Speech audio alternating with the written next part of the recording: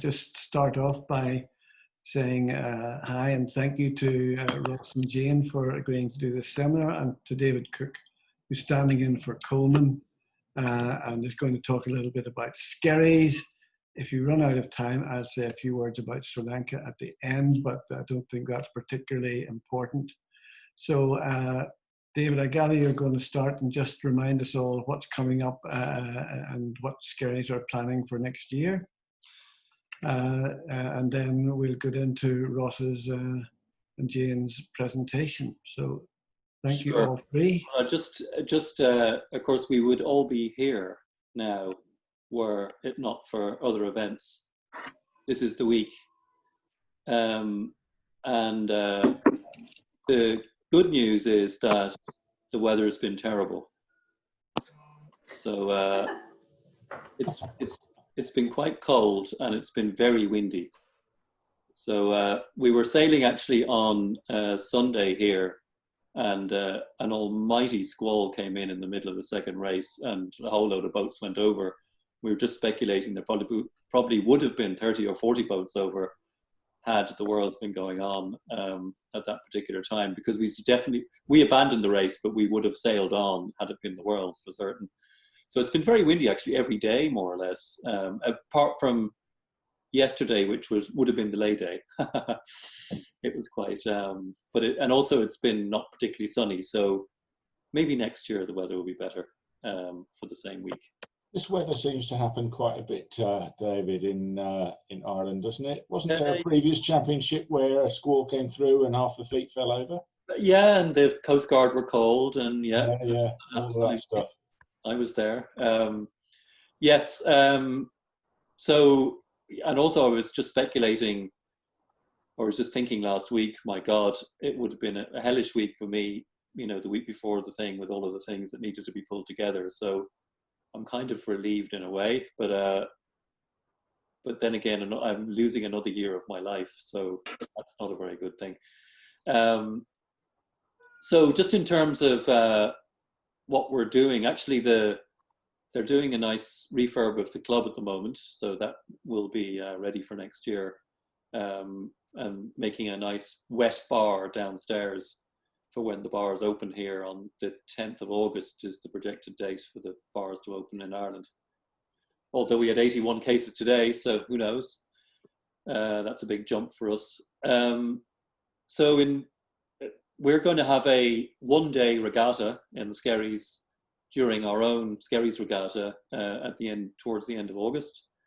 And then we're going to have probably two events, one in September and then the hot toddy in October, as our only two events this year in Ireland, which is really weird. So that's the kind of plan for the rest of the year. About 10 people have indicated that they might come to Skerries during our regatta. So, and we're going to run 3 races. So that should be, and Curly, we're thinking of doing it on the Sunday. That suits you, doesn't it? Sunday would be better for me if I can find a crew, but given that that's happening in the Republic, that might be okay, because I can go sailing with my crew in the Republic, but not in the north at the moment. Yeah. Although I gather there is a change en route which requires a certain amount of interpretation to understand, having read it once and being none the wiser. Right. I'm not sure whether we're supposed to go sailing in masks or what we're supposed to do, but we'll see. I wouldn't fancy sailing with a mask full of seawater, but anyway. It might filter out a lot of virus, so who knows? So just anyhow, sorry. I will keep that in mind, and we'll move on a bit. So, but hopefully that will be a good day for you. Sure. So just in terms of 2021, we're doing it in the same time slot basically, which is the last week in July, and I think the British Nationals is moving date as far as I know to accommodate that. And in terms of the structure of the event, I mean, all of the work that we did over the last 12 or 18 months, we're hoping we can just kind of replicate that. We'll have We'll have boat parking on the green section. We'll have camping, hopefully just beside the club. We'll have a marquee in our car park, and we'll have entertainment every night, and catering pretty much every day every night in the club, with the exception of the lay day, when people will probably want to go elsewhere. In terms of the sponsorship and stuff like that, we've obviously told all of our sponsors that it's not happening this year, and a few of them at least have indicated that they're still kind of go ahead and sponsor us next year. We have a promise of money from the Sports Council and also from our local county council here, and I can see no reason why they wouldn't honour the commitment that they made. And then we have a main sponsor who's our local credit union here in Skerries. So it'll be named after them, the event. And again, I can't see any reason why they wouldn't kind of row in again next year. Some of the others, it's hard to know, but presumably the sailing related people like Graftonshire are likely to again weigh in. So, hopefully we'll just press the pause button for 365 days and just do exactly as we were planning to do this year in 12 months' time. And, hopefully, because people haven't been traveling this year, there'll be a huge appetite for people to travel next year. I've seen all the pictures of the craziness on the beaches in England in terms of people desperate to go somewhere. But hopefully, anyway, that might translate. And I think also the good thing is that we managed to call the postponement very early on. In retrospect, that was great that we did that, because people didn't incur expense they didn't need to incur and all of that sort of thing. So really, that's kind of where we are, and I'd be just interested if anybody has any questions or comments for me.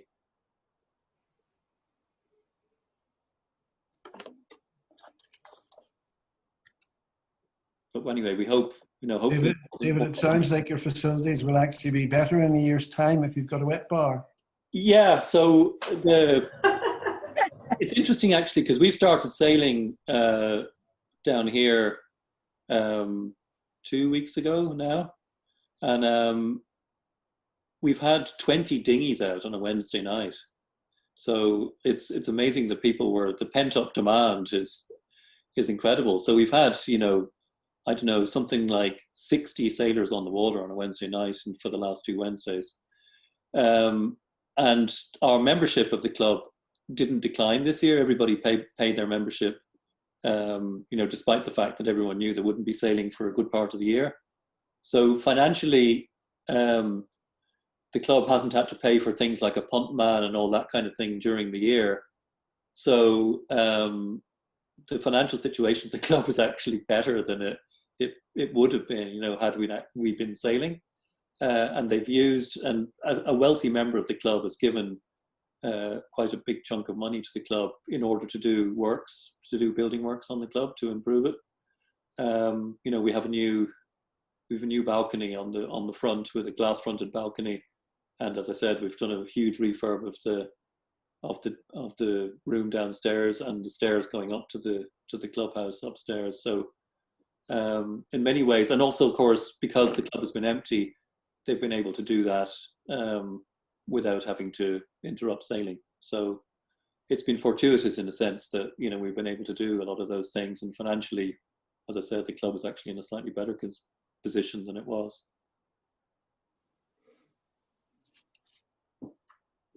Okay, thank you, David. There's no more questions. I think we'll allow you to get to your dinner date, and we'll. Well, no, I don't need to go yet. I'll hang around for a bit. Ross and Jane, off you go. Great. Yeah, thanks, Curly. Thanks, David. So just really briefly, I'm going to obviously talk a little bit about our sailing journey, but a quick introduction for those who don't know myself or Jane. I've been sailing since I've been very small. Probably, I think Dad took me out in squibs when I was about 2 years old over in Northern Ireland. But I've been sailing throughout my life and thoroughly enjoyed it. I've been lucky enough to compete at World Championship level throughout that in various classes, and I've thoroughly enjoyed it and met my now wife through sailing. So yeah, my journey's been very very fun, and I will pass you on briefly to Jane. Just a quick intro for her, Jane. I started sailing at South Staffs, and my parents took me when I was probably about 8 or 9 and did it for a couple of years, but to be honest, I didn't really like it. I went off and did swimming instead, and then when I was about 16, I went back down to the sailing club and got involved, and I've loved it ever since. So that's me. Cool. So what we're going to do tonight, everybody, is just keep really relaxed, open forums. Please jump in and ask questions if you have any questions, any queries about what we're talking about. Caveat of this, a waiver, is that this is not always the right way to do things. This is what we did. This is how it worked for us. Probably how sometimes maybe didn't work out for us and how we learned from it. But I think it's it's good to talk about. I think the success when it was success, and obviously talk about things that maybe didn't go quite our way. But it's just us chatting about our own sort of experience. So please jump in and add, and because there's lots of experience on this call. So we want to talk about sort of grassroots and how we improved and enjoyed sailing and went from club level up to competing at the front end of a World Championship fleet.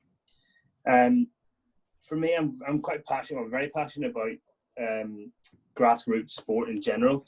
I think it's such an important aspect of certainly young people coming through and finding a love of something, whatever that might be, sailing, rugby, football, whatever it might be.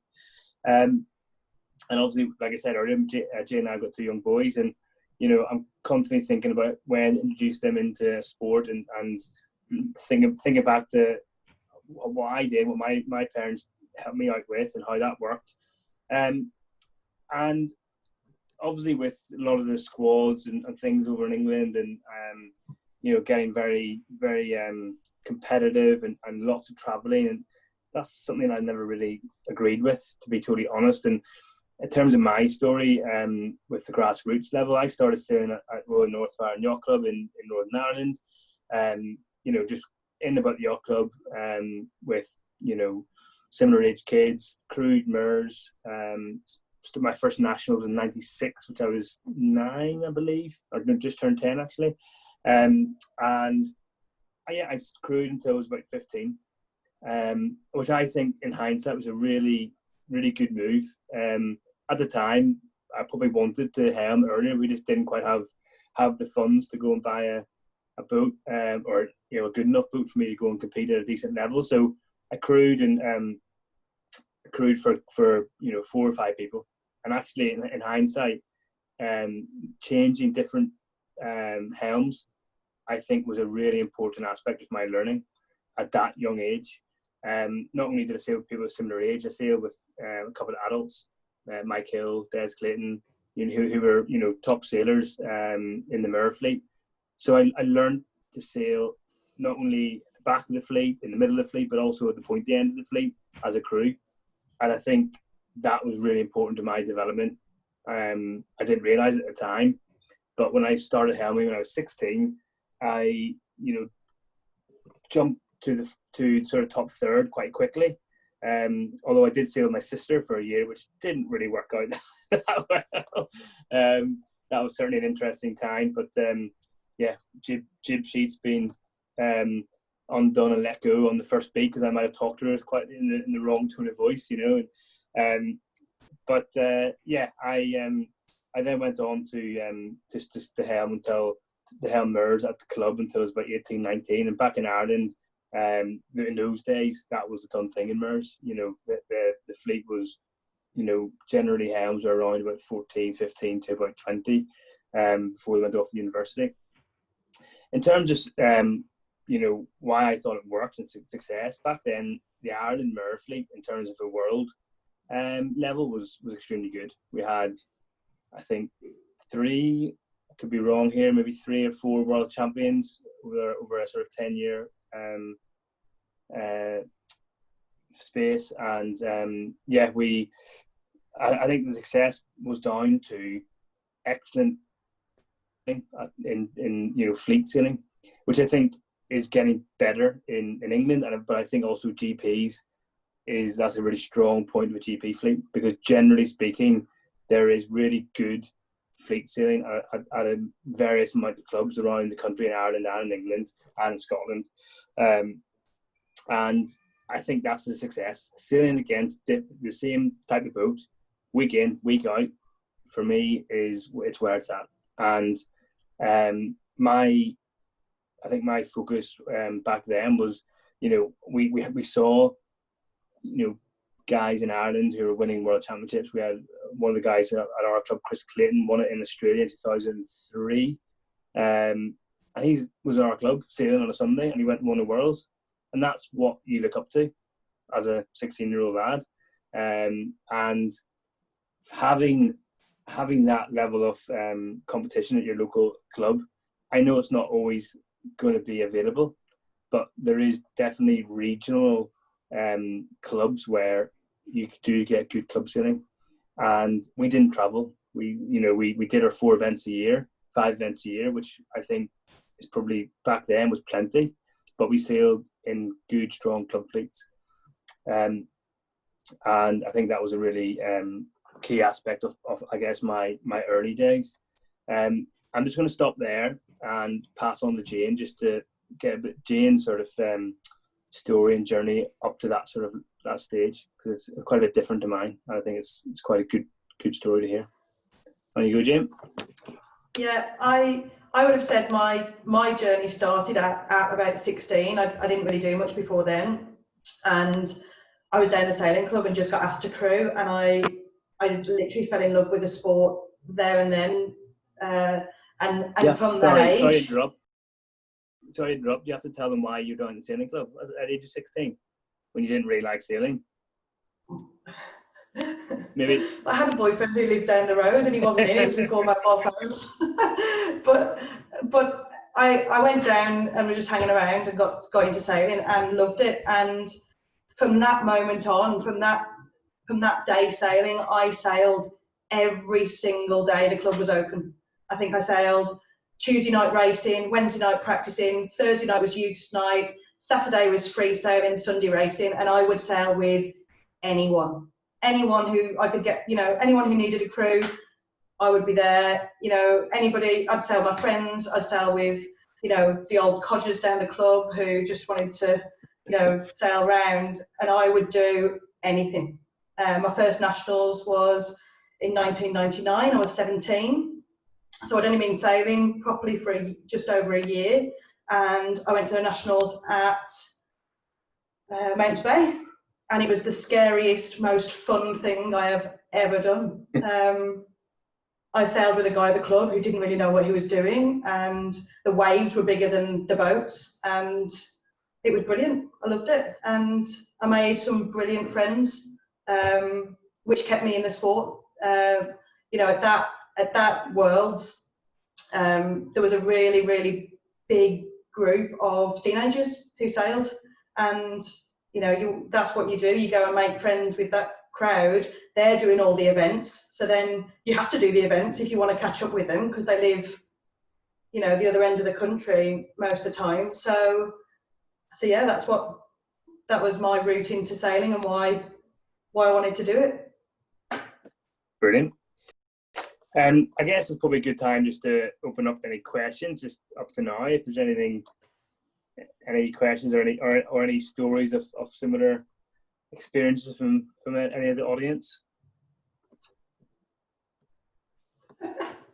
Nope, that's okay. That's good. Yeah, I guess I'll give you one. I mean, I think having really strong club sailing is a huge advantage. South Staffs is the obvious one. Ross may Probably isn't old enough to recall that for a long time in East Antrim, you could go out to a points race and be racing 4 Irish champions and a world champion. It made for pretty tough racing, but certainly kept the standard up. Mm-hmm. I don't think you've really mentioned just some of your own particular successes as much as you might. You might want to say. Oh, sorry. I going through those Mirror days. I won Mirror Worlds in Sweden in 2005, which that was actually just after I managed to win the Irish Nationals in Skerries. David, it was my first national victory just before I went out to Sweden, so that was a good confidence booster. In 2005, that was. I've good memories of Skerries as well. But it's that changed my life, in total honesty, in terms of my direction I was going. I wasn't good at school, didn't enjoy school, and my focus at that stage was sailing. But that focus didn't really come until I was probably about 16, 17. At times, I could have left sailing at 13, 14, 15. And that's where I'm really passionate about how we encourage young sailing, or not so much young sailing, any newcomers to the sailing sport, because the reason I stayed was because I didn't want to miss out on the fun.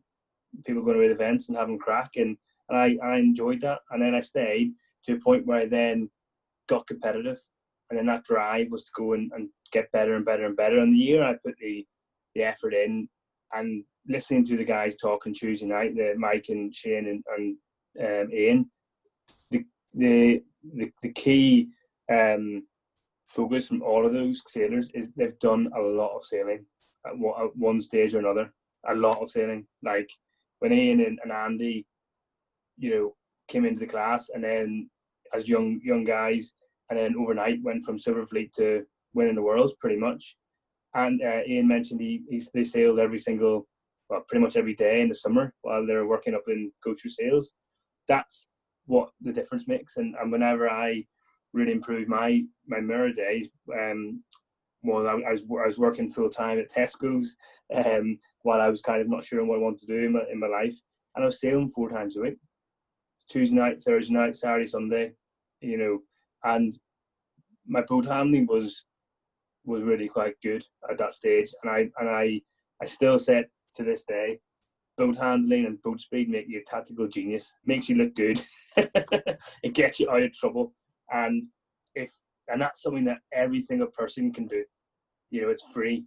Just get out there and get slick in your boat, and you get yourself out of trouble.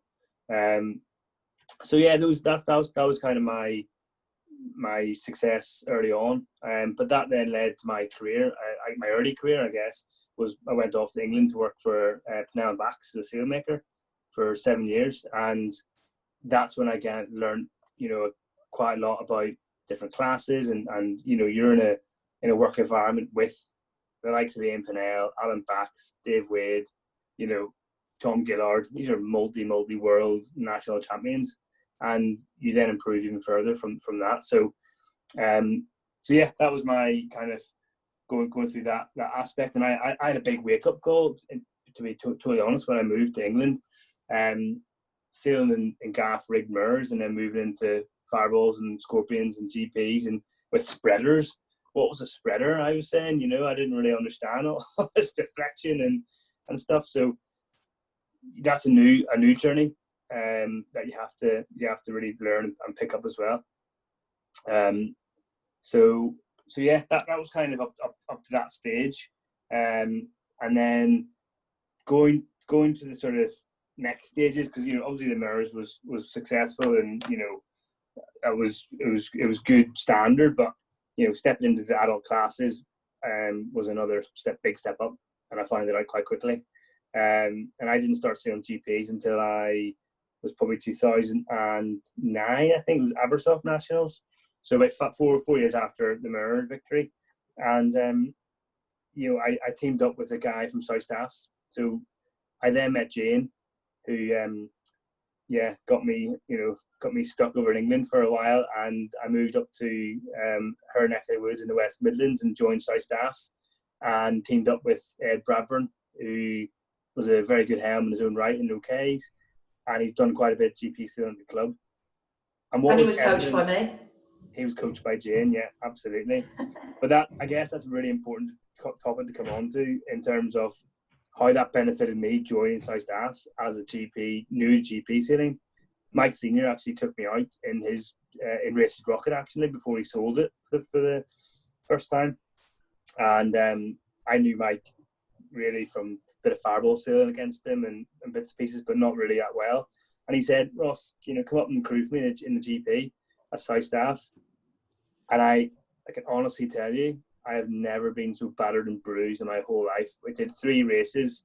I crewed 2 and helm 1. And it was about 20 knots of South Staffs.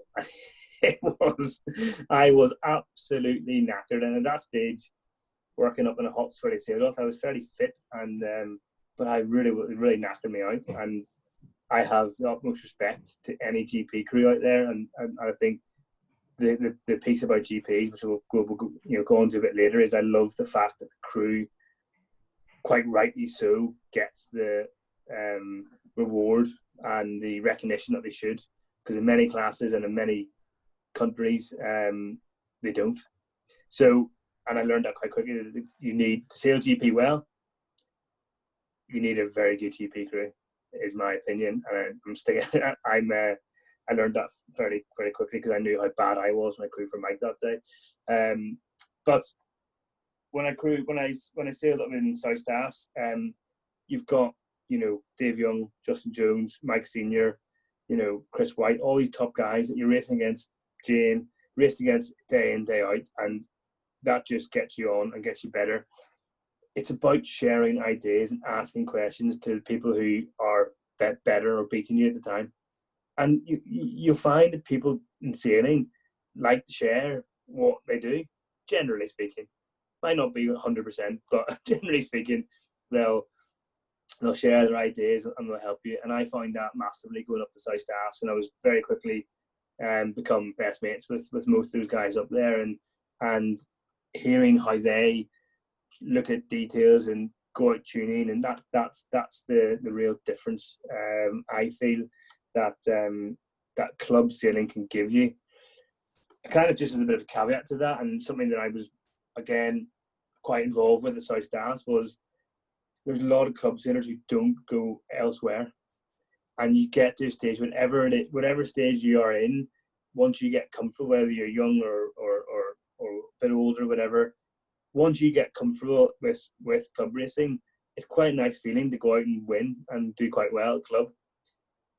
If you have aspirations to go out and do better on the sea or nationals or regional events, whatever it might be, it's absolutely necessary to go out and experience different venues and race against different people in the GP class. But if there's opportunities to sail other boats, then by all means go out and do that. But the focus needs to be on the class you want to sail and do well in. And I've seen so many times where younger guys haven't really wanted to or haven't travelled an awful lot.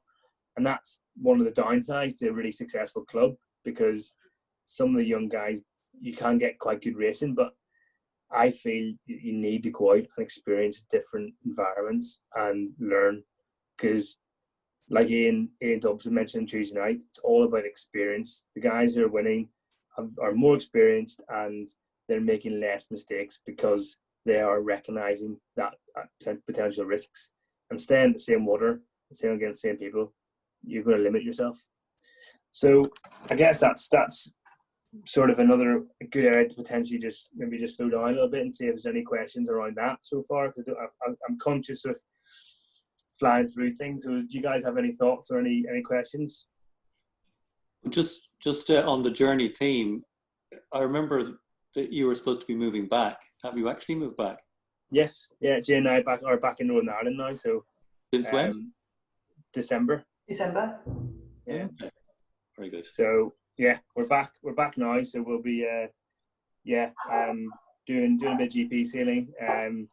We're actually also doing a wee bit of RS400 sailing, but that's just a bit of bit of club sailing because there's quite a few RS100s up here in Roy North. So, but we're still going to be competing in the GPs because that's where our competitive edge is, and yeah. Although we have took the spinnaker off it and taken the boys out a few times. Yeah, it has just for a family cruise. It has turned into a general purpose 14-foot sailing thingy again, but yeah, that's what it's about, isn't it? That's what it's for. So, any more questions, or Jane, do you want to add a little bit around about your thoughts around how you became, so, you know, Jane probably won't want to blow her own trumpet here, but Jane's a national champion GP14 crew, and fourth at GP14 Worlds, sailing with Neil Platt in Abersock. So, you know, top results at the front end of the GP, and giving the old girl power some as well, because I tell you what, sailing GP, like I mentioned earlier, is brutal, and I hold my hat up to anybody doing it. So Jane, do you want to just talk a little bit about how you kind of came from sailing with what you said was a bit of a duffer at South Staffs all those years ago, and then started sailing at that sort of top end? I mean, I was really lucky at South Staffs, as I mentioned, about the fact that there was a crowd of similar aged people at the club, and there was probably a group of about 5 or 6 of us who were good. You know, we were given the top end guys at the club at racing level. We were giving them a run for the money. You know, and we'd always pair up with similar age people where we could, just because it was a bit more banter. But you know, if your friends weren't around, you would go and crew for anyone. I mean, again, I was really lucky that we had the likes of Dave Young and Solly and Justin Jones and Graham Jones back in the day, and all those guys who were at the club saying, anybody want to come and crew?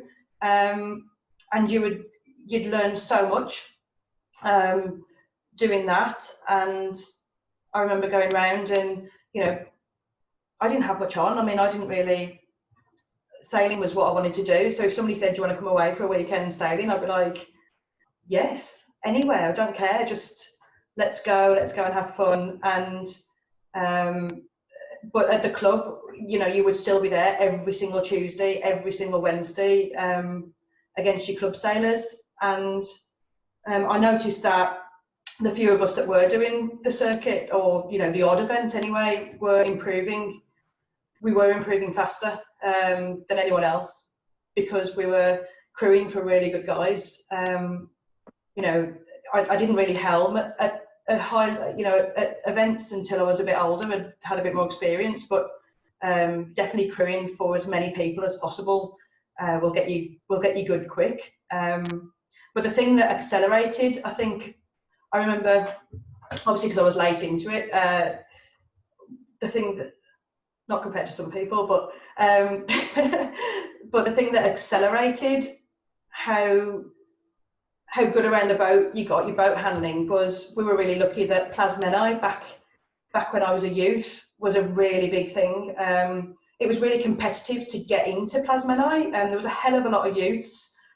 We would have probably 50, 60 boats at the youth nationals every October, and you know, a lot of those people were applying to do the youth training program that the GPs put on at Plasmeni, and you're only allowed to go twice because of the amount of you know, because of the amount of people that wanted to go. They wanted to make it fair, and I did that as a crew for the first time, I think when I was about 17, 18, and the difference after a week of sailing every day, of being coached by the top sailors in the fleet every day, was just immense. My bow handling from that point, as a crew, I crewed that week, and as a crew, I just remember, you know, there was no one faster than me jibing, really. Like, I'd be up there with the top guys doing that. Tactically, I probably wasn't still that great. That comes with a hell of a lot of big championship sailing, but definitely boat handling. Sailing is key, and sailing with as many people as possible. So you always have your routine, but you need to chat to whoever you're sailing with and making sure you work in sync. But doing all of that, going back to the club, and there was probably about 4 of us from South Staffs who got to do plasma night, and again, you just end up being best friends, and that's where you make your best friends for life at places like that. And then all those guys were at the youths, or at the nationals, or at the area champs. So that's where you want to keep going. And you know, I'm fairly competitive, so you know, if there's anything I can do, anything I could do to get better, I would be doing it.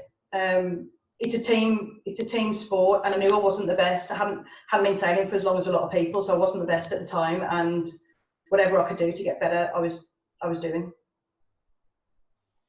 Jane, it's Paul. Can I ask you a question? Yeah. I sail at Bassenthwaite Sailing Club, which is a fantastic club. It's great water. Yeah. Very enthusiastic membership. But I would guess in our fleet, the average age is, you know, well over 40.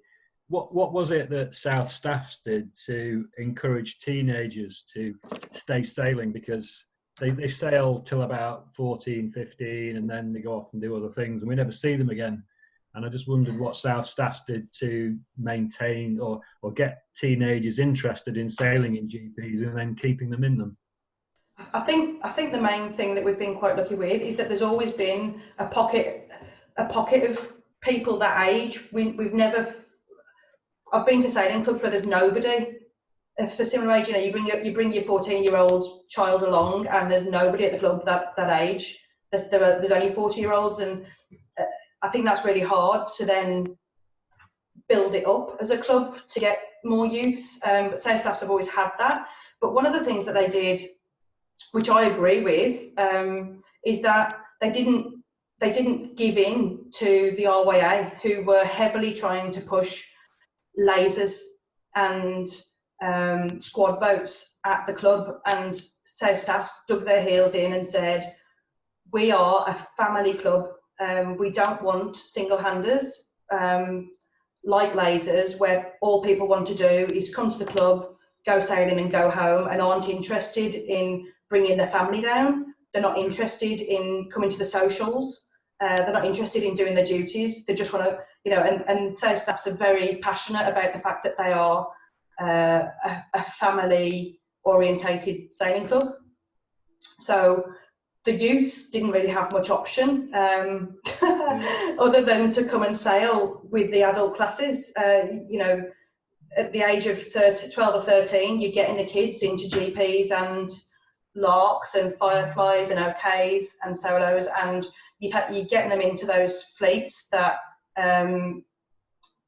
where they're racing against other boats the same, but then they're sailing with their friends, and that, you know, then they're getting away to do the opens, because there's so many at the club who sail that type of boat that they will go away. Again, I don't know if you know much about South Staffs, but it's a limited fleet sailing club.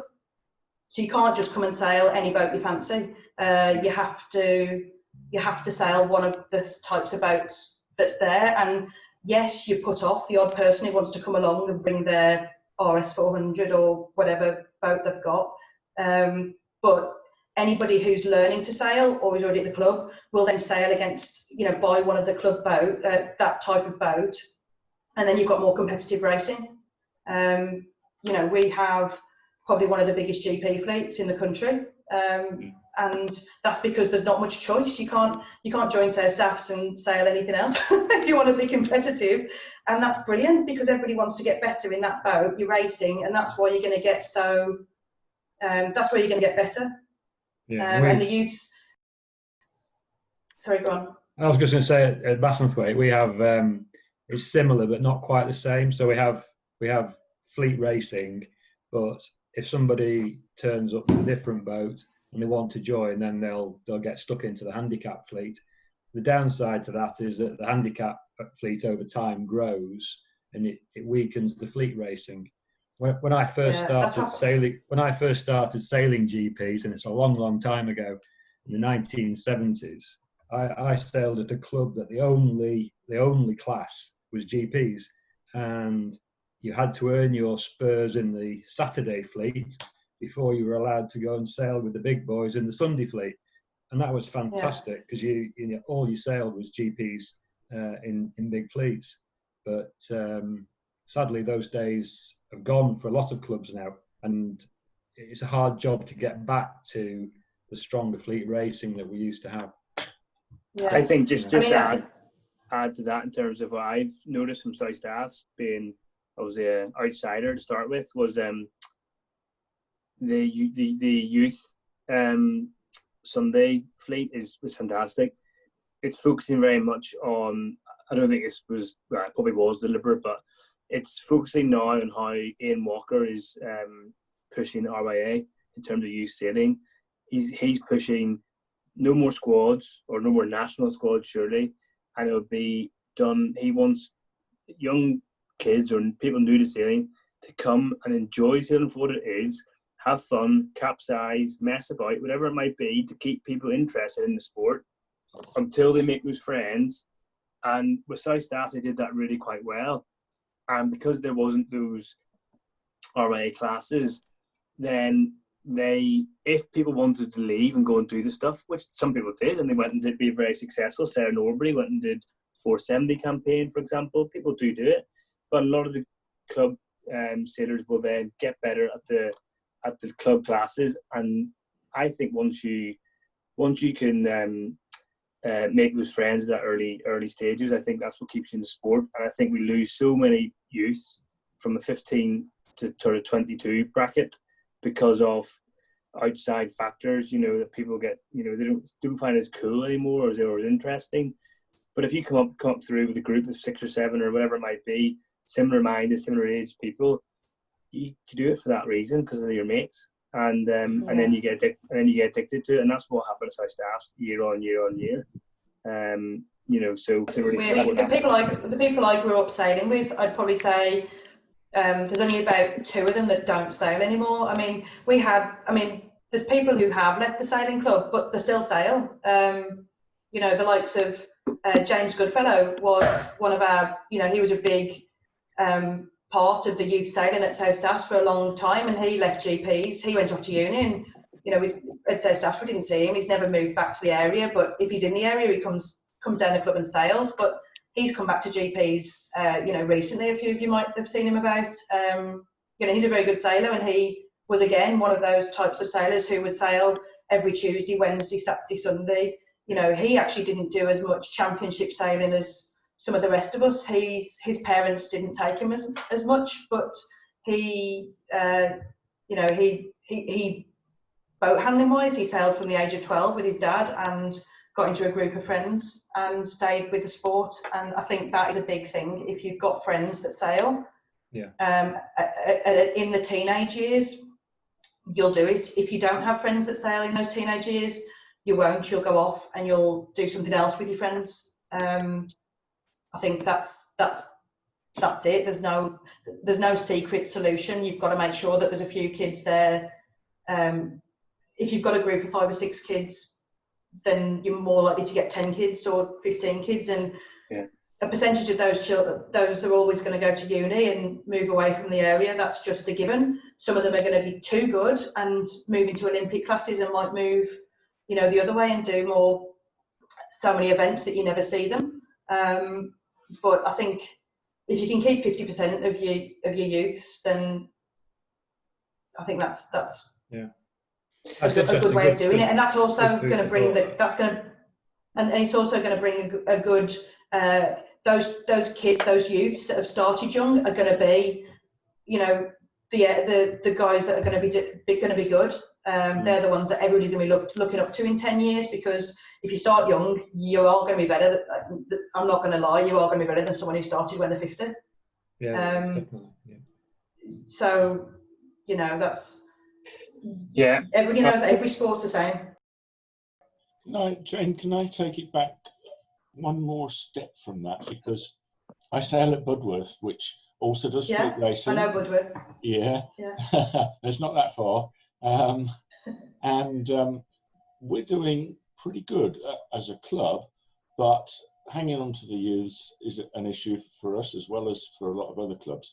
When you were, in your youth and you had that group of mates and stuff, did they initially come and find, I'm thinking about were there a lot of club parents that were giving up a lot of time to run youth sailing and stuff like that? I wouldn't say particularly. A lot of, to be fair, a lot of the parents would dump them at the club and go off. You know, there wasn't. Right. My friends anyway. There was probably. I remember there was the two Warburton boys, and their dad was sailed. He took us to when we did the 12-hour race or whatever. He would always be the mum of the group. I think James's dad sailed for a bit, but not for long. But I'd say the group I grew up with, the parent involvement in coaching wasn't. There weren't that. Our parents weren't very good. You know, I think we could all beat our parents very, very early on. They were not an aspiration. I'm glad just from my side, and just to answer that question, Chris, is it was very much the opposite to that. It was the parents would run the club sailing. We obviously Royal North didn't have any member duties or anything on a Sunday, so everything had to be run by dads or mums, whoever. So generally it was, you know, the mums would be cooking the, you know, soup and baps for you to come in when it was -5 degrees in Belfast Lough, and you'd be out every Sunday. There would be some mums doing it, but not our mums. There would be somebody's mum would be cooking, but then not ours. you know, we would have parents out in the water setting up coaching with a video camera, and that was our club sailing really at those days. We didn't really have club sailing like South Staffs have club racing. We had sort of locally organised sessions on a Sunday throughout the winter, and then in the summer we didn't really do an awful lot of club racing. But that's not, I don't think that's gold standard. That's just how it works in Ireland. It's generally a wee bit more of a social aspect to see it over here maybe than it is in the ponds in England, because the ponds don't stop. But from Budworth, Chris, I mean, I remember the youths at Budworth back when I was a youth, and, you know, Ellen Milner was one of my very good friends from Budworth, and she still sails. She doesn't sail at Budworth anymore. She lives in Southampton, but she still sails. Like, you've done a good job. You know, you're getting people involved in sailing, which is the ultimate goal, surely. I mean, it's not, yes, the end goal ideally would be to have a really big membership at the sailing club, but the main focus should always be to have people enjoy sailing, love it, and do it for life. And, you know, I know a lot of people from Budworth from my age who've done that. So, absolutely, you know, yes. I think Budworth does things very effectively, and there's a lot of dedicated people there that put a lot of time in. And we've had a world champion in toppers, you know, a few years ago, and top sailors in lasers, as it happens. And we've got some very good GP sailors, as you know, people like Bill Kenyon and I know Jeff. Hugh Devereux, Nick and Ellie, of course, are young. Yeah. They're both top sailors, and they've been sailing in 200s and other things as well recently. And they're still very involved and very supportive in the club. Ellie does training sessions, or has done, for the GP14 Association. So we're doing pretty good. But I was interested because a lot of clubs are struggling, as Paul mentioned, to keep the youth. So I was interested to hear from like South Staffs as another class, what affected it. And it seems to me what you're saying really is it's about your mates. It is, yeah, massively. And for me, to be fair, the mates. So when I hit uni age, I didn't go to uni, by the way, but when I hit uni age, a lot of my friends from the club went off to uni. So that could have been a point where I didn't carry on. But because I'd got friends on the circuit, I did. I wanted to go to the events then, even more than club sailing. And to be honest, for a while, I did leave the fleet. And I went and sailed larks for a long time, but I was also one of these people. I was in the industry. I worked at Purple. I've worked at Speeds. I've worked at Gill. You know, I worked at Penella Backs, and so the opportunity to sail lots of other boats has always been there, and I've always took it. I've always took every opportunity handed to me. Sailing with Neil Platt at the Worlds back in 2008 was was a bit of an accident, actually. I was working at Speeds, and he'd rung up.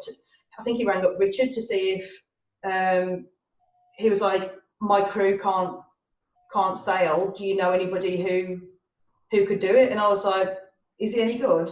You know, is he all right in the boat? Does he shout a bit, or is he, you know? And they were like, I think he's all right. And I'm like, all right then. I don't mind going to Abersock for a week. So, you know, that was, but because I'd got friends in the fleet. I knew, but at that age, to be fair, in my early 20s, a lot of my friends had gone off to uni and not come back to sailing, but I had other friends in the fleet. So, and I was competitive. I loved sailing. I'd sail anything. I was already hooked.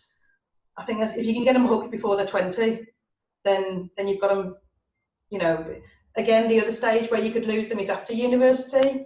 You know, a lot of them do team racing at uni and then move away to a different, you know, not everybody goes back home to the home club. Some people move to a different area and then never join, you know, get into something else. So there's lots of, I'd say those are the key areas to make sure that you get them keep them, basically, those 2 ages. I think just in the, I'm conscious of time, everybody. So I'm conscious we need to wrap it up pretty quickly. I think that's all really good stuff there. So thanks for your involvement. I guess a few little things just that I probably thought it'd be worthwhile mentioning in terms of moving that next step. We talked about seeing different people. We talked about Jane, talked a lot about crewing. But in terms of those helms out there who want to take that next step and maybe aren't so confident or may not want to sit in the front of the GP, because I certainly am one of those people who doesn't want to sit in front of the GP too often. You know, I think it's really few bits I think is really quite important in terms of fulfilling your aspirations, and whatever it might be going to Worlds on the Sea, it might be going and winning the Bronze Fleet or beating your clubmate, whatever it might be. It's about doing what you know, having that goal and really having something to focus on and say, this is what I want to achieve. This is how I'm going to do it. And make sure it's the smart goal. You know, we all talk about it in work probably, but it's really quite important. And you know, to back that up as well, you need to be prepared. And you know, if you want to go and win a Worlds, if that's your aspiration to win a Nationals, win a Worlds, you know, getting fit, getting light, depending on your crew weight, having the right kit, all stuff that the lads talked about on Tuesday night. Kit needs to be top. You know, whatever you want to do in terms of winning or whatever it might be, your preparation needs to be key. And I learned that very quickly when I moved to England from Salem Moors. It was a totally different game. The step up in standard was a lot higher, and the preparation needed was a lot higher. You couldn't go to events and have half a dozen pints every night and just expect to do well. You know, sailing against the top end of the fleet now, you need to be on your. It's almost, and GPs is, you know, Curly, you probably be able to tell us a lot more than others in terms of that top end professional level, but it's very much it's as professional as it gets for amateur sport. That top end of a GP fleet. You know, none of the guys are in the bar drinking all night. They may go in there and have a few shandies. It looks like they're drinking pints, but they're certainly not. And it's all a few mind games, and that's what I learned quite quickly from coming 10th at the Worlds to coming second, is just taking that bit more serious and being really prepared. And that involved diet, as Mike said, fitness, weight, not drinking too much, getting good sleep. That's that sort of next stage. You have your little weird routines with the checking everything on your boat as well, don't you? With your every morning, you'll be like, I have to check this, I have to check this, I have to double check everything. Yeah, and you know, it may be totally useless, but that's how my mind works. I need to make sure that I've done what I feel is preparation. I've done it the same. So at the Worlds in Mounts Bay, I got up every morning, no matter, we had a 6-month-old baby sleeping in our room and he was up half the night, which didn't help with preparation. But whenever time we get up, I always have to go for a 3 or 4 kilometre run, go down, get the cover off the boat, pull it to the front of the dinghy park, I knew I could go home, have breakfast with the kids, relax, and I knew the boat was half rigged. I knew the boat was, I'm not going to get penned in the dinghy park and be last out. And that was just my way of being mentally prepared every day. And I think that's, you know, really quite important at that sort of top level. Curly, I'd be really interested to hear your thoughts on that and how your preparation has changed over the years, or if it hasn't. Yeah, well, first of all, the mind games have always been there. The fitness used to be something that people did in secret to try and get a leg up on their competitors, and eventually I found out most of the people who were pretty serious were also doing it largely in secret. I actually crept off to a physio gym in Musgrave Park Hospital and trained there at one stage. But what's become more obvious is that the level of professionalism has gone up considerably. And whereas in the past there might have been quite a lot of excessive drinking at big championships, guys who are serious aren't doing that anymore. Yeah. And their level of fitness is actually considerably better than what it was before. And I have to change the way I sail a bit. I don't feel I have the stamina to go out and do half an hour on the racetrack beforehand and all the rest of it. I've got to really plan to harvest my energy so that I've got enough of a feel for what's going on that I haven't spent too much time on the water just tiring myself out. I recognize that what I do is more limited than what it was. And I know that my boat handling is not as good as it used to be, and that's just age. And what I've had to do is alter my strategy and what I do to take account of that. And if I do that, I can still have a good time. I know a hell of a lot of people who are much younger than me by still finishing in front of them. And for all the teenagers in Ireland who that happens to, and there's quite a lot, they're not beating me. They're not really going quick enough yet, guys. So you got to get better. I'm a handy target. I do get targeted from time to time, but that's fine. I'll pay it back the next time. Yeah. But, the other thing is, I'm interested to hear you say that the RYA has finally cottoned on to the fact that it's been quietly destroying sailing by going down a totally focused route to try and get themselves Olympic winners, because that's where a lot of their money comes from. Yeah. And I think I've been sort of going on this fight for God knows how many years. But I'm interested to hear that somebody's now actually paying attention to that, because, you know, for years, the numbers of people sailing has been going down and people have been scratching their heads. Why? And the reason's obvious. So, I think your story, Jane's story, is very, very relevant. And the problem will be trying to get back to that for us as a class. And I think it's just going to be long, hard graft. But if the attitude in the RYA has changed, that will help us. I think massively as well. The thing that they've started, I think have you started doing Plasmena again as a class? We do a training every year, but we sometimes use the one in the south of England rather than Plasmena. Plasmena turned out to be quite expensive and not very easy. We sort of switch between the two, and Vanessa will comment on that. No, it's Jill, and Jill will comment on that rather. That is a massive thing for the class that no other class really has.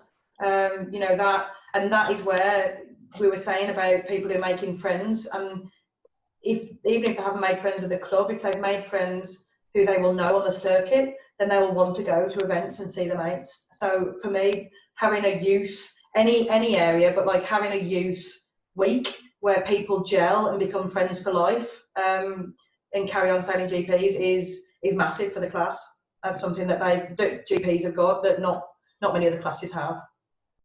I keep trying to bang this down and say I think we're good on youth training. I know that in Ireland we've got Coleman, we've got a big group of people at Blessington, and Blessington do a lot of work, you know, Richard and so on and so forth. It does help if you've got a focus, if you've got a crowd of kids, be them 14, 15, 17, 18, going around events, they're their own social group. Yeah, they interact with us as well, but they're very much their own social group as well, and they're keen to do well and do better and knock people like me off their perch. So I'm guys like you in time, so it'll come. Great. I guess that's, I think that's pretty much where we're at really in terms of our journey. I think. Does anyone have any questions or anything that they feel we've maybe missed, or before we wrap it up? Can I just ask Ross? It's a message. It's a question for Jane, really. When you were doing the youth weeks, was that the youth week where the youths were held at the end of the week, the youth champs? Yeah, and it worked brilliantly. It was always October half term. Yeah. We did a week at Plasma Night. It was always carnage there. It was big winds, big waves. We learned a hell of a lot about sea sailing because a lot of us were inland sailors. We had the likes of Neil Marsden and Popsy and even Carl Jeffs back in the day, and all those guys come and coach us. And at the end of the week, on the Friday night, you would drive to wherever the youths was, and you'd do a 2-day youths at the end of that. But like now, if I was doing that, I'd be like, oh my God, I'd be knackered for the youths. But you've got to remember that youths have endless energy. And actually, that was just the best bit of the week, was the fact that we were all going to race each other at the weekend. And the people that, generally speaking, whoever had been to Plasmano was in the top 5 or 6 at the youths. We were all there, we were all racing each other. And we had an edge over every other single youth because we had had a full week of all day, every day practice. Can I come back to that championship after the Zoom calls on? I'll email you and Ross and try and get some ideas, because I want to shake up the youths and separate them from the masters, because I don't think that appeals to the youths if they're sailing around with, as you call them, the old codgers. Did I say that? I don't think I said that. I was going to say, I'm falling apart. I've got a hell now. I can't even crew anymore. I'm getting old. Well, you know me. I don't even get in the boat. So, okay. Thanks very much, guys. No worries. Any other questions at all? Or? I've got one, Ross. For just with the pandemic on at the minute, and obviously, I've done my apprenticeship with Curly, with my dad, with Alistair Duffin, and it is the best way because you don't just get the knowledge, you get the experience. But with the pandemic, kind of references to books, internet material, whatever, videos. Have you got any recommendations where you, on your journey, have gone, that's brilliant? I can think of the classic texts already, or Frank Beckwith stuff. But again, it'd be interesting to know what have you read, or what have you looked at, or how have you got that coaching through different ways that might be useful during the off time? What was that book that you had by the side of your bed, Ross? What was that book that you had? I'm just typing it into Google now. I can't quite remember the author. Was it that red and white one, the Advanced Tactics? One by Stuart Walker. Right. It's called Advanced Racing Tactics. It's quite an old book. It's a lot about flying Dutch spoons and things, but it's fantastic. I was recommended it by John Driscoll, an ex-Olympian fin sailor from over here, who coached me a bit when I was younger, and he recommended it, and I find it a really good read, and I read it, in the lead up to most big events. Yeah. I don't know. Have you seen that one? Have you got it? I've not actually. Well, so I've got my ones. So I was looking at Eric Twynham earlier. I was just picking through the likes of that. I don't know if you can see. Yes, that. I've seen I haven't read it yet though, so I'll be sticking that on. It's a boring read. Like, you've got to be quite committed to read it. Yeah. Well, it can't be as bad as Frank Beckwith's encyclopedia, which is heavy going, but worth heavy it. Going too. I also just typed in. You know what? I'll share it somewhere on the GP class, because I in the lead up to the Nationals last year, I found this really good website.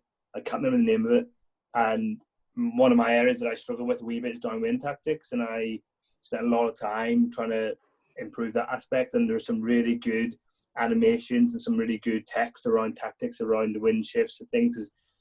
I don't know why, but my head works really well upwind, but I seem to get a wee bit mixed up going downwind at times, which is a wee bit embarrassing to say, but it's true.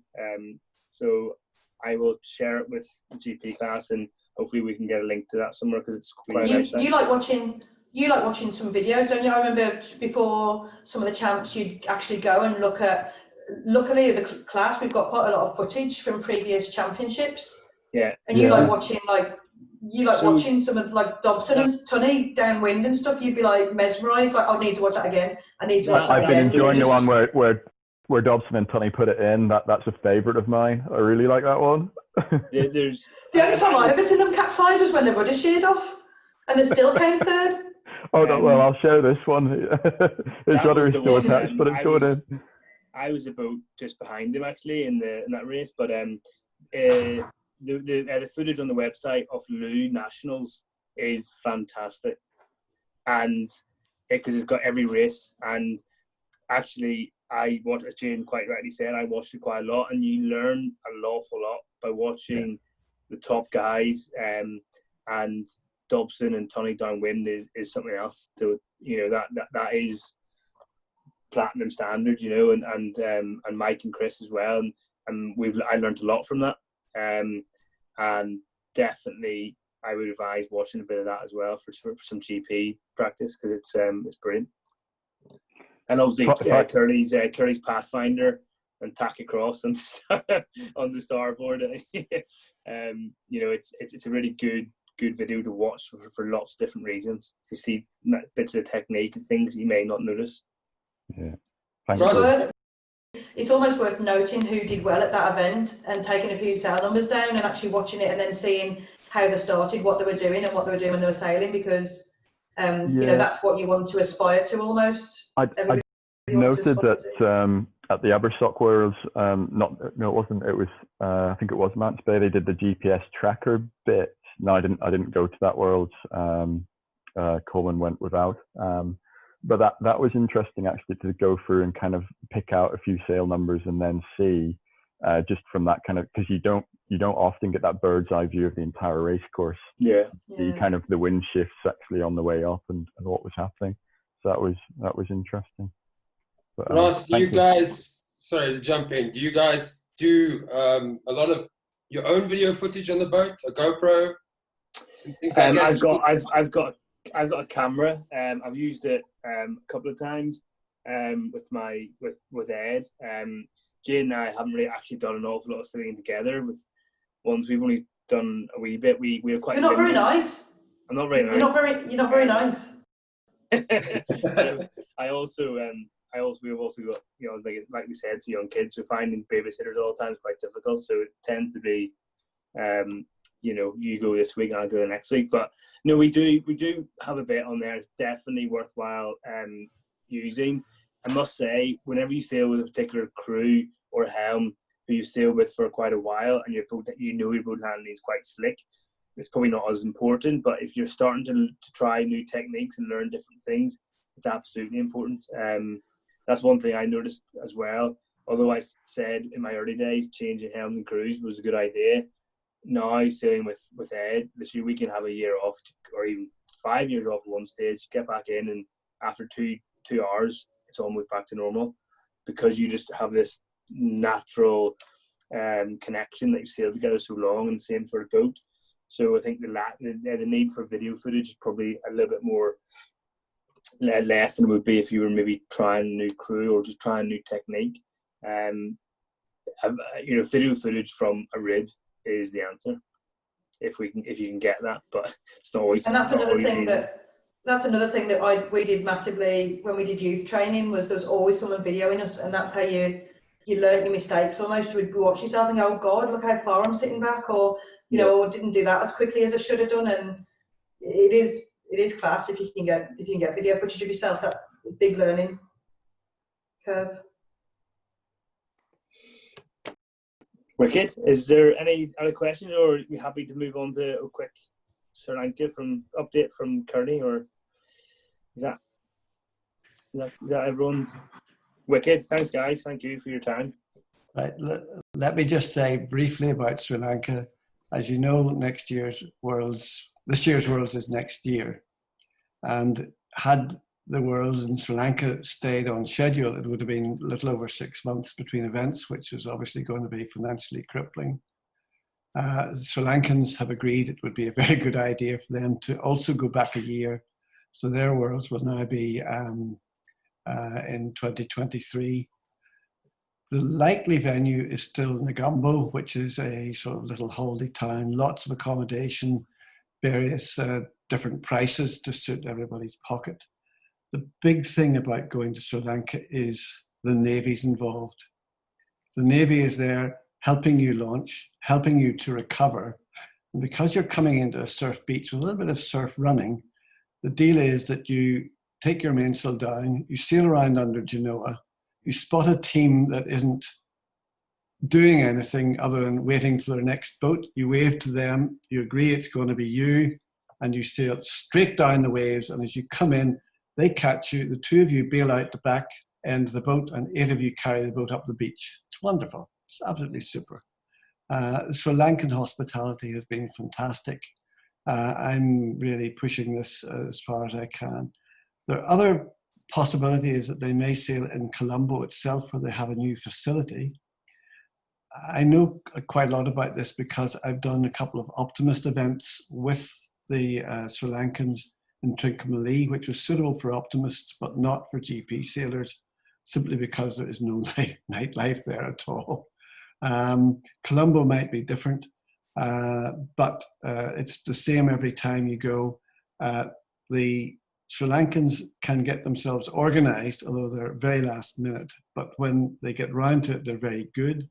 And the Navy is there, and the Navy just makes everything run. They're the committee boat, they're the crash boats, they're the line boat, they lay the marks. They bring in a race officer, IRO standard. They've got it pretty much cracked, particularly having done a couple of optimist events in the last few years. That they do know what they're doing. So I think that's one just to keep in mind. Of course, we all know how to get our containers, and we've all got our racking for the containers, which of course the GP class owns and actually makes a little bit of money from, but I don't think we're going to be charging ourselves for it. Hope not. Now, can I then finish off by thanking Ross and Jane and David for tonight's presentation. We've really had 3 most thought-provoking presentations, all totally different, all totally covering different areas. And I think some of the stuff that Ross and Jane have talked about tonight has probably got more relevance for us as a class than anything we've heard in the last 3 nights, and it was all pretty relevant. So can I thank you two and David, and can I particularly thank Anne Penny, who's pulled all of this together, nobbled the speakers, given them a brief to work on, which I think has been superb. And I think good job, well done, everybody. Thank you very much. Yeah, thanks, Anne. Yeah, thanks, guys. We'll see you all again at a GP event soon, hopefully. Yeah, absolutely. Thank you so much. Bye. Guys. Thank you very much. Very good. Thank you. Bye. Bye.